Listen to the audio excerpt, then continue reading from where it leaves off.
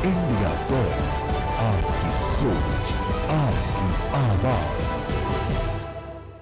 नमस्कार, आपका बहुत स्वागत है इंडिया वॉइस पे। मैं हूं आपके साथ समृद्ध मिश्रा। बुलेटिन की शुरुआत करते हैं पहली खबर के साथ। मुख्यमंत्री विष्णुदेव साय ने आज मयाली नेचर्स कैंप में अलग अंदाज में नजर आए। उन्होंने 10 रुपए का टिकट लेकर नेचर कैंप में प्रवेश किया और साहसिक खेल गतिविधियों का आनंद लिया। मुख्यमंत्री ने यहां पर एटीवी बाइक चलाकर बैलून शूटिंग, आर्चरी शूटिंग और माउंटेन साइकिलिंग सहित 4 नए एडवेंचर स्पोर्ट्स का शुभारंभ किया।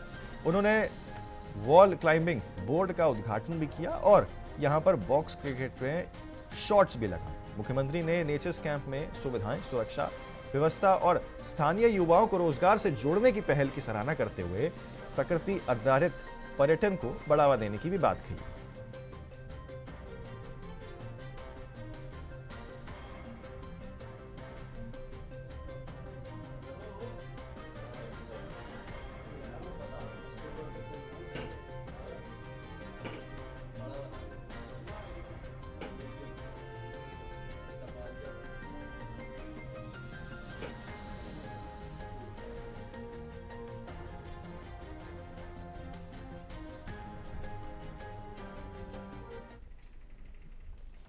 तो मुख्यमंत्री विष्णुदेव साय रायपुर प्रेस क्लब के शपथ ग्रहण समारोह में शामिल हुए। उन्होंने नवनिर्वाचित अध्यक्ष मोहन तिवारी और कार्यकारिणी को बधाई दी है। मुख्यमंत्री ने पत्रकारों को लोकतंत्र का चौथा स्तंभ और समाज के सच्चे सेनानी बताने हुए यहां पर उनकी स्वतंत्रता और अधिकारों की रक्षा का आश्वासन दिया। उन्होंने शासन की जन कल्याणकारी योजनाओं को जनता तक पहुंचाने से मीडिया की भूमिका को सहारा और फेक न्यूज से बढ़ाते चलन पर अपनी चिंता भी व्यक्त की है। उप मुख्यमंत्री विजय शर्मा ने भी पत्रकारों के योगदान की सराहना की है। समारोह में वरिष्ठ पत्रकारों के संबोधन और पुस्तक विमोचन भी किए गए।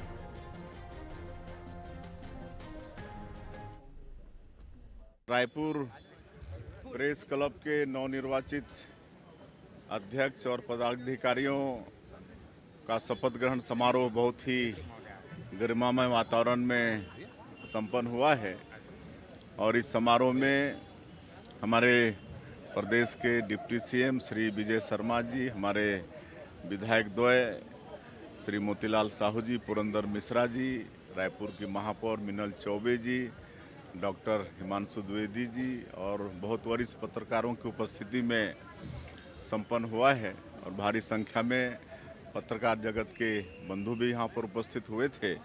मैं नवनिर्वाचित अध्यक्ष मोहन तिवारी जी को और उनकी पूरी टीम को बहुत बहुत बधाई और शुभकामनाएं देता हूं। जो जिम्मेदारी उनको सौंपी गई है उसमें वो 100% खरे उतरें। तो भाजपा सांसद निशिकांत दुबे ने कांग्रेस पर जमकर निशाना वो साधा। उन्होंने कहा कि मुझे प्रियंका गांधी से प्रेरणा मिली है। उन्होंने कहा कि नेहरू पर चर्चा होनी चाहिए, वे एक अच्छी सांसद हैं। मैंने देखा है कि आज देश में हर समस्या नेहरू गांधी परिवार की वजह से है। ये उनकी लालच, कपटपूर्ण सद्भावना और भ्रष्टाचार के कारण है। पाकिस्तान में गठन में यहाँ पर एडविना की क्या भूमिका थी? कश्मीर का एक हिस्सा पाकिस्तान ने ले लिया, इसके पीछे कौन था? अंग्रेजों ने 3 बफर देश तिब्बत, नेपाल, भूटान छोड़े थे। हमारी चीन के साथ कोई सीमा नहीं थी। चीन को हमारा पड़ोसी किसने बनाया? निशिकांत दुबे ने यहाँ पर निशाना साधते हुए और क्या कुछ कहा, आपको सुनाते हैं। 2014 में माननीय मोदी जी, सोशल मीडिया का ज़माना है, 24/7 चैनल है, आप जैसे एजेंसीज के लोग हैं, तो सब कुछ ट्रांसपेरेंसी में है। लेकिन देश के बच्चों को ये नहीं पता है कि इस देश की जितनी समस्याएं हैं, और मैंने प्रियंका गांधी जी से प्रेरणा ली। प्रियंका गांधी जी ने कहा कि एक बार नेहरू पर चर्चा हो जाए, तो मुझे लगा कि वो क्यों कह रही हैं इस बातों को, तो अच्छी पार्लियामेंटेरियन है। तो मैंने देखा कि देश में आज जितनी समस्याएं हैं वो सारी समस्याएं नेहरू गांधी परिवार की देन है, उनके भूख की देन है, उनकी अय्यारी की देन है, मक्कारी की देन है, गद्दारी की देन है, भ्रष्टाचार की देन है। और क्या देन है?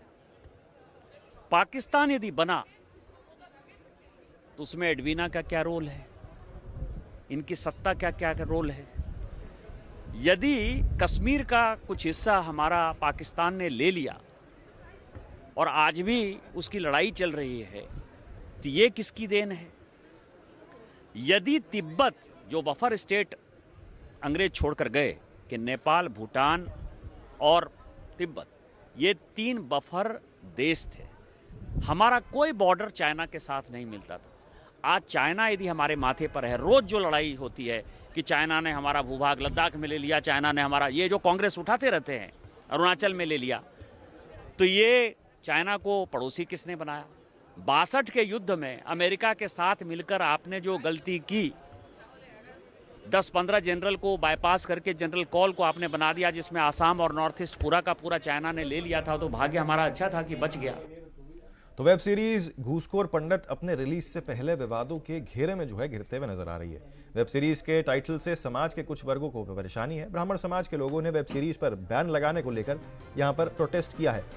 इसका असर अब जो है पूरे यूपी में भी देखने को मिल रहा है, जहां इस वेब सीरीज के डायरेक्टर और टीम के खिलाफ लखनऊ के हजरतगंज थाने में समाज में सौहार्द बिगाड़ने, जातिगत भावनाओं को आहत करने, शांति भंग करने के प्रयास के तहत यहां पर गंभीर धाराओं में मुकदमा दर्ज लिखा गया है। वहीं बीएसपी सुप्रीमो मायावती ने कहा कि पिछले कुछ समय में सिर्फ उत्तर प्रदेश में ही नहीं बल्कि फिल्मों में भी पंडित को घुसपैठिया बताकर पूरे देश में उनका अपमान और अनादर किया जा रहा है। उनकी पार्टी इस जाति सूचक फिल्म की कड़ी निंदा करती है।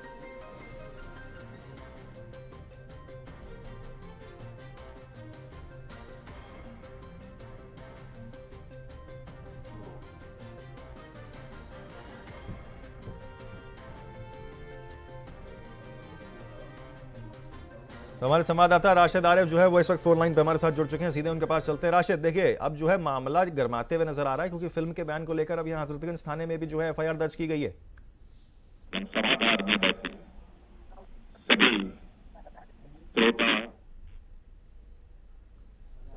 देखिए कुछ तकनीकी खामियों का जो है यहाँ दिक्कत का सामना करना पड़ रहा है, लेकिन आपको बता दें कि इस फिल्म को लेकर अब जो है बसपा सुप्रीमो मायावती ने भी यहां पर जो है अपनी चिंता व्यक्त की और साफ तौर पर कहा कि यह बड़े दुख और चिंता की बात है कि पिछले कुछ समय में अकेले यूपी में ही नहीं बल्कि अब तो फिल्मों में भी पंडित को घुसपैठिया बताकर पूरे देश में जो इनका अपमान और अनादर किया जा रहा है, तथा जिससे समूच ब्राह्मण समाज में इस समय जबरन रोष जो है वो देखने को मिल रहा है और जबरदस्त रोष इसका देखने को मिल रहा है। इसकी हमारी पार्टी कड़े शब्दों में निंदा करती है। ये बात भी जो है यहां पर मायावती ने ट्वीट के जरिए जो है साझा की है। तो आपको बता दें यहां पर घूसखोर पंडित पर यहां पर कड़ी प्रतिक्रियाएं जो है सामने आ रही हैं। तमाम लोग जो हैं अब इस फिल्म के बैन को लेकर जो है अपनी नाराजगी जता रहे हैं और कह रहे हैं कि इससे जो है आपसी सौहार्द जो है वो बिगड़ेगा। राशिद जो है फिर से हमारे साथ जुड़ चुके हैं, सीधे उनके पास चलते हैं फिर से एक बार। राशिद, देखिए यहां पर जो है अब इस फिल्म के बैन को लेकर जो है हजरतगंज में एफआईआर दर्ज कर ली गई है। क्या कुछ जानकारी, क्या कुछ अपडेट फिलहाल आपके पास आ रहा है? देखिए आपको बताना चाहते हैं कि हजरतगंज में जो है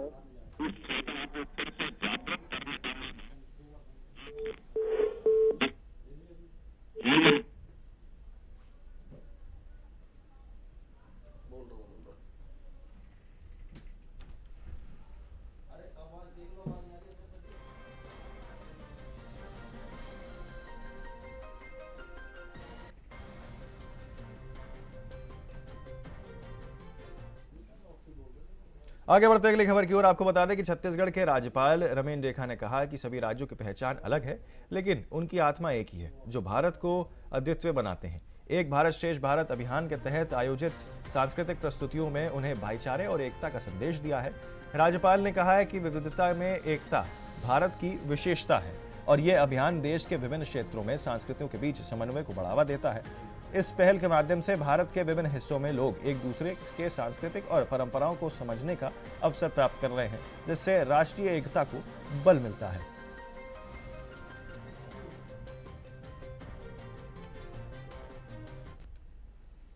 खबर सूरजगढ़ से है, जहां छत्तीसगढ़ सरकार ने धान की खरीदी का समय 2 दिन बढ़ा दिया है।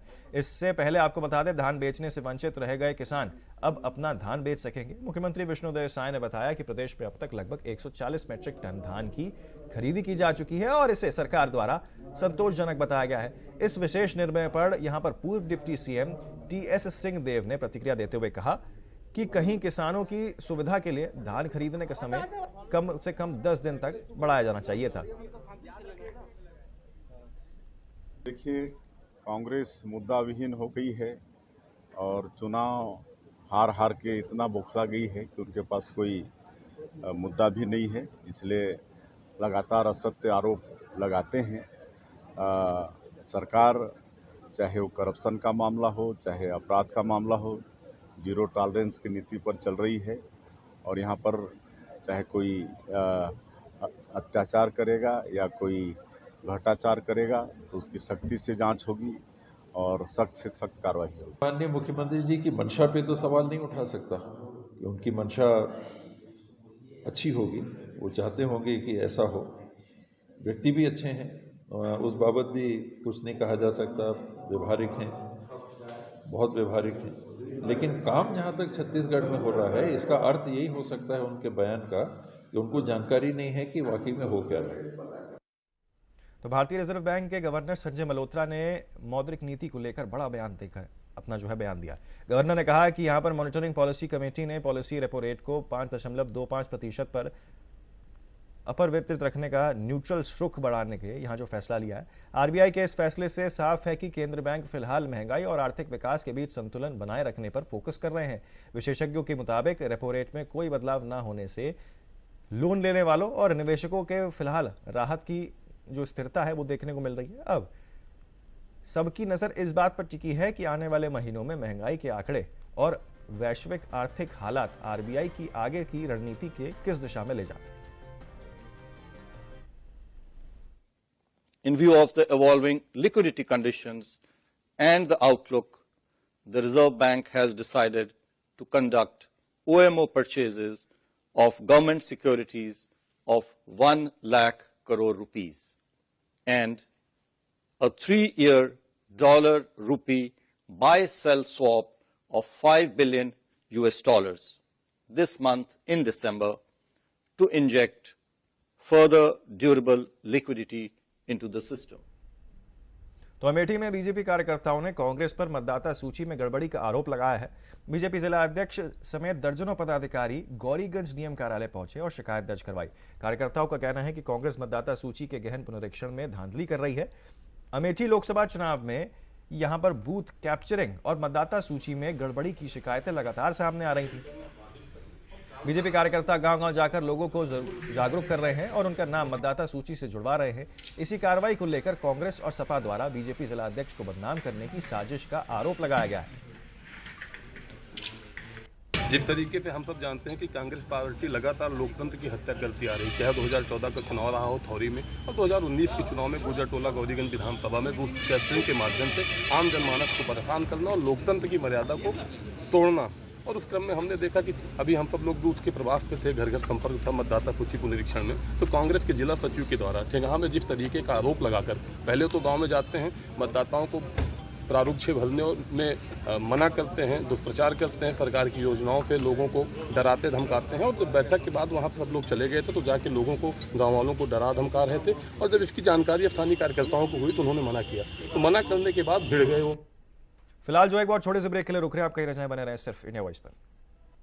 ब्रेक के बाद फिर एक बार आप सभी का स्वागत है। आगे बढ़ते हैं बाकी खबरों की ओर। समाजवादी पार्टी ने मतदाता सूची के विशेष गहन पुनरीक्षण यानी कि एसआईआर को लेकर बड़ा राजनीतिक अभियान वो शुरू कर दिया है। आपको बता दें, पार्टी का दावा है कि एसआईआर की आड़ में पीडीए, पिछड़े, दलित और अल्पसंख्यक वर्ग के मतदाताओं के नाम सूची से हटाने की कोशिश की जा रही है।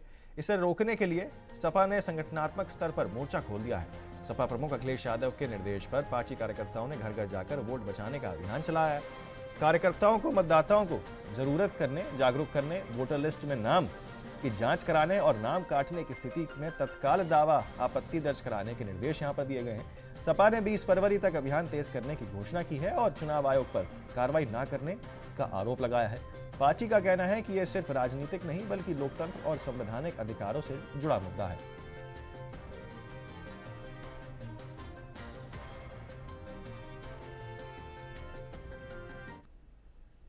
देवरिया के भाटपारा रानी क्षेत्र में पशु तस्करी का एक संगठित नेटवर्क वो पकड़ा गया है। आपको बता दें कि बनकटा अमेठिया मार्ग पर एक पिकअप वाहन में 4 गौवंशीय पशुओं को अवैध रूप से ले जाया जा रहा था, जिसे रोका गया। घेराबंदी और वाहन रोकने के दौरान 2 आरोपी मौके से ही पकड़े गए हैं, जबकि तीसरा आरोपी भागने की कोशिश में अवैध हथियार से गोली चला बैठा।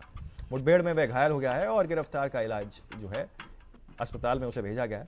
गिरफ्तार आरोपी बिहार के सिवान जिले के निवासी हैं और आपको बता दें कि मौके से उसका पिकअप वाहन, अवैध हथियार और कारतूस बरामद हुआ है।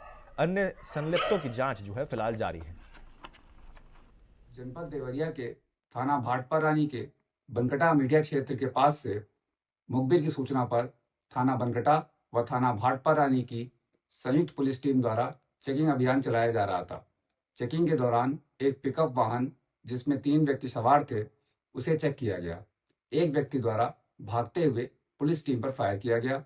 पुलिस की जवाबी कार्रवाई में उसके पैर पर गोली लगी है। मौके से 2 अन्य व्यक्तियों को हिरासत में लिया गया है तथा घायल व्यक्ति को दवा इलाज हेतु सीएचसी भाटपर रानी भेजा गया है। मामले में 4 गोवंश बरामद हैं व अन्य विधिक कार्रवाइयां की जा रही हैं। मुरादाबाद के आयुष्मान अस्पताल संचालन लक्ष्मण के सीएमओ डॉक्टर कुलदीप सिंह और deputy CMO doctor Sanjeev Belwal पर आय से अधिक संपत्ति और अवैध वसूली के गंभीर आरोप लगाए गए हैं। लक्ष्मण पूर्व नर्सिंग अटेंडेंट है और आपको बता दें कि यहां पर इनके अस्पताल में अतिरिक्त इलाज के कारण महिला की मौत हो गई थी। जांच में फर्जी डॉक्टर्स का खुलासा हुआ है। अस्पताल सील कर दिया गया है और 2 बार मुकदमे भी दर्ज हुए हैं, लेकिन कार्रवाई नहीं हुई है। सीएमओ ने आरोपी को बेबुनियाद बताते हुए यहां पर कहा है कि लक्ष्मण झोला छाप है जो कार्रवाई से बचने के लिए दबाव बना रहा है। पुलिस अब कार्रवाई करेगी। ये मामला मुख्यमंत्री दरबार तक पहुंच चुका है।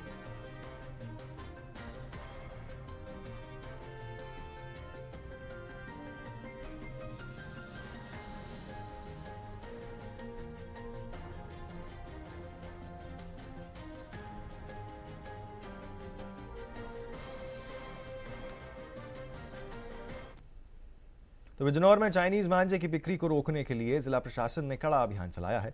आपको बता दें कि एसडीएम ऋतुरानी और सीओ संग्राम सिंह के नेतृत्व में शहर भर में पतंग और मांझा बेचने वाली दुकानों का निरीक्षण किया गया।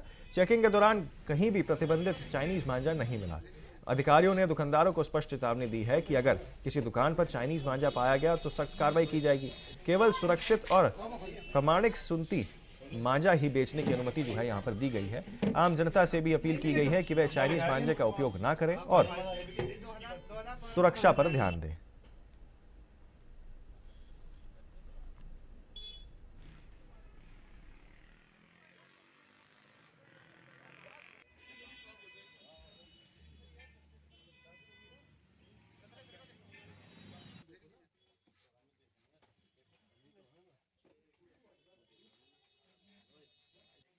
प्रशासन द्वारा दिए गए दिशा निर्देश जिसमें ये सख्त हिदायत दी गई है कि किसी भी दुकान पर चाइनीज मांझे की बिक्री पूरी तरह प्रतिबंध है। उसी के अंतर्गत आज पुलिस और प्रशासन द्वारा संयुक्त रूप से सभी जगह छापेमारी की गई है। छापेमारी में ये चेक किया गया है कि कहीं भी अगर चाइनीज मांझा की पाया जाएगा तो उसके खिलाफ कार्रवाई की जाएगी। अभी तक ऐसी कहीं भी चाइनीज मांझे की हमें कोई शिकायत नहीं मिली है और न ही किसी के पास चाइनीज मांझा मिला है। फिर भी हमने सभी को सख्त हिदायत दे दी गई है कि अगर किसी के भी पास ऐसा चाइनीज मांझा पाया जाएगा तो उसके खिलाफ कठोर कानूनी कार्रवाई अमल में लाई जाएगी। अमेठी को नवांगुत पुलिस अधीक्षक सरवरण टी ने विधिवत रूप से यहां पर पदभार जो है अपना ग्रहण किया। आपको बता दें कार्यालय और कार्यभार संभालने के बाद पुलिस अधिकारियों और कर्मचारियों ने उनका स्वागत किया।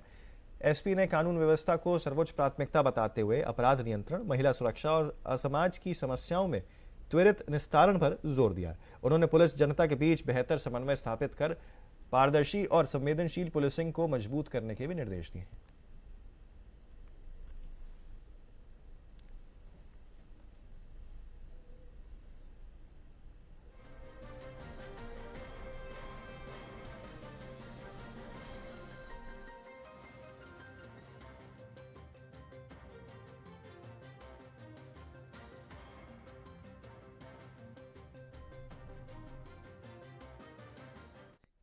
मेरठ में नए एसएसपी अविनाश पांडे ने शुक्रवार को औपचारिक रूप से चार्ज संभाला है। 2015 बैच के आईपीएस अधिकारी पांडे ने कहा है कि शासन और डीजीपी द्वारा तय किए गए 10 प्राथमिकियों के अनुसार ही जिले में पुलिसिंग होगी और अपराध नियंत्रण उनकी मुख्यता और प्राथमिकता होगी। उन्होंने कानून व्यवस्था मजबूत करने, अपराध के प्रारंभिक नियंत्रण और जनता को न्याय दिलाने का संकल्प जताया है। चार्ज संभालते ही जन सुनवाई शुरू की गई है।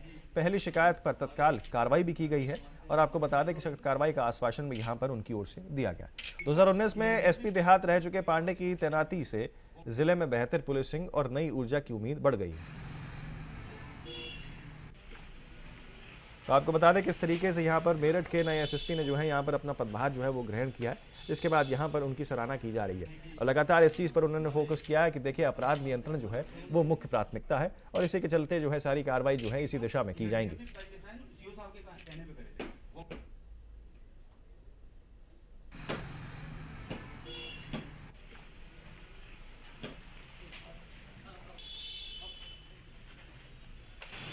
देखिए, जो नॉर्मल जन सुनवाई की प्रक्रिया है उसके अंतर्गत शिकायत सुनी गई और समयबद्ध उसका निस्तारण कराया जाएगा। बाकी चार्ज लेने के संबंध में ये बताना है कि जो 10 प्राथमिकताएं शासन द्वारा एवं पुलिस महानिदेशक महोदय द्वारा निर्धारित की गई, उस पर हम सभी लोगों को ब्रीफ किया गया है और उसके अनुसार जो भी शासन की प्राथमिकता है उसके अनुसार कार्य करने का पूरा प्रयास रहेगा और सभी के सहयोग से अच्छा कार्य किया जाएगा। तो इस बुलेटिन में फिलहाल के लिए मेरे साथ इतना ही। जल्द होंगे हाजिर और खबरों के साथ। आप बने रहें सिर्फ इंडिया वॉइस पर।